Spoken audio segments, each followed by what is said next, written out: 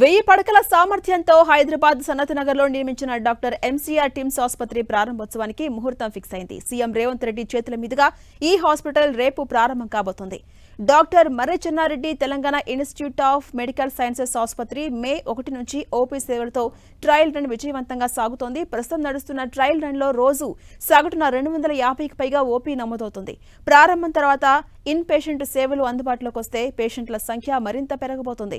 అత్యున్నత ప్రమాణాలు, అధునాతన సౌకర్యాలతో నిర్మించిన ఈ సూపర్ స్పెషాలిటీ హాస్పిటల్తో హైదరాబాద్ సిటీతో పాటు రాష్ట్రంలోని అన్ని జిల్లాల ప్రజలకు మెరుగైన వైద్య సేవలు లభించబోతున్నాయి.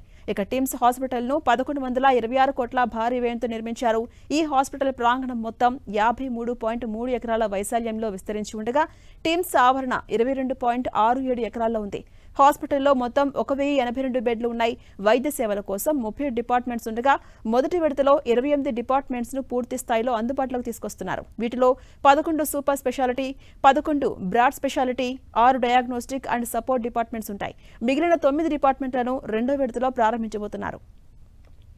ఇక పేషెంట్ల అటెండెంట్ల కోసం ఆసుపత్రి ప్రాంగణంలో administrative block, academic block, Dharamshala నిర్మించారు.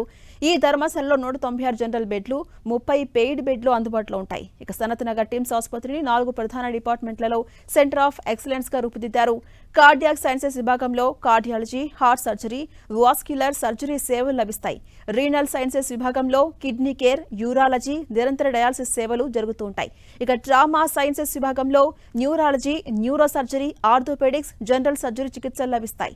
ట్రాన్స్ప్లాంట్ సైన్సెస్ విభాగం ఇది రాష్ట్రంలోనే తొలి stand alone centre for transplant sciences గా నిలవబోతోంది. లివర్, కిడ్నీలు, హార్ట్, లంగ్స్, ఆర్గాన్ ట్రాన్స్ప్లాంట్ వంటి సేవల కోసం 4 ప్రత్యేక ఆపరేషన్ థియేటర్స్ ను కేటాయించారు. ఇక్కడ చర్మం, బోన్ మ్యారో, కార్నియా మార్పిడి చికిత్సలకు కూడా నిర్వహిస్తూ ఉంటారు. ఇక ఈ ఆసుపత్రిలో వైద్య సేవలను 3 బ్లాకులుగా వర్గీకరించారు.